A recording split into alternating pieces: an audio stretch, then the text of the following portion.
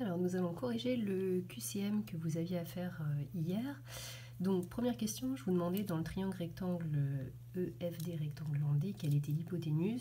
Donc on sait que l'hypoténuse c'est le côté qui est opposé à l'angle droit. Donc là il s'agissait du segment EF. Ensuite deuxième question, dans ce triangle on observait l'angle BCA, l'angle marqué en bleu. Donc l'hypoténuse, là une fois de plus du triangle, c'est le côté qui est opposé à l'angle droit. Donc l'hypoténuse, c'était le segment BC. Et le côté adjacent à l'angle bleu, du coup, vous avez BC ici l'hypoténuse. Le deuxième côté de cet angle, c'est ce côté-là. Il est confondu avec le côté AC du triangle. Donc le côté adjacent, c'était le côté AC. Ensuite, du coup, on peut en déduire que le cosinus de l'angle ACB, c'est côté adjacent divisé par hypoténuse, donc c'est AC divisé par BC.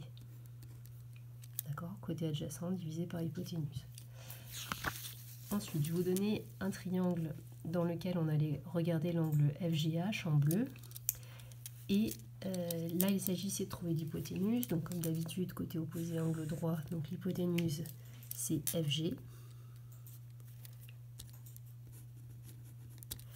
Ensuite, le côté adjacent à l'angle bleu, c'est le côté de l'angle qui n'est pas l'hypoténuse. Donc cet angle a deux côtés, donc l'adjacent, c'était celui-ci. Et le côté opposé, du coup, c'était le segment FH qui était ici. Toujours dans le même triangle, on peut du coup, à l'aide de ce qu'on a écrit au-dessus, donc je vous rappelle ici hypoténuse par rapport toujours à cet angle-là, ici côté adjacent et ici côté opposé. Du coup, le cosinus, c'est côté adjacent sur hypoténuse, donc c'est HG sur FG. C'était cette réponse-là. Question suivante, toujours la même chose, sinus de l'angle FGH. Donc le sinus, c'est côté dans SOHCAHTOA, quand vous réécrivez SOHCAHTOA. Sinus, c'est côté opposé sur hypoténuse. Donc là, le côté opposé, c'est celui-ci, FH, sur l'hypoténuse, FG.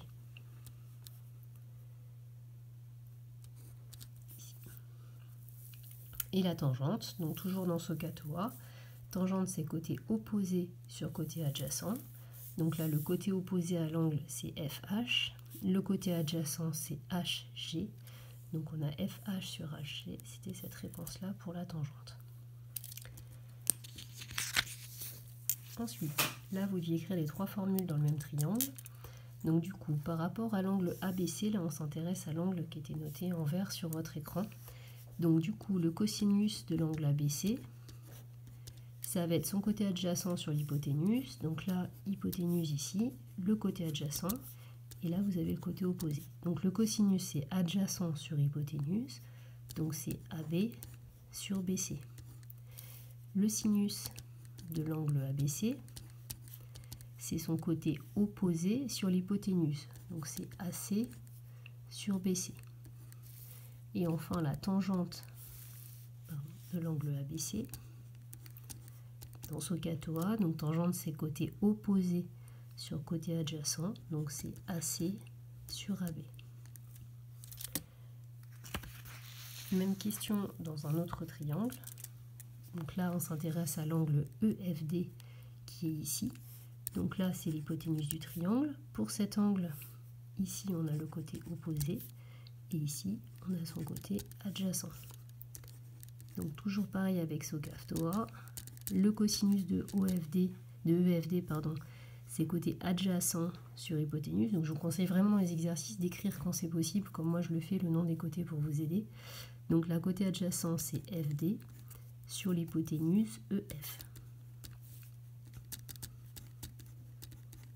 Le sinus SOHCAHTOA, c'est côté opposé, le sinus sur hypoténuse. Donc ça va vous donner ED sur EF. Et enfin, la tangente de l'angle EFD, c'est côté opposé sur adjacent. Donc c'est ED sur FD. Alors je vous avais mis en remarque, ED ou DE c'est pareil, FD ou DF c'est pareil, peu importe.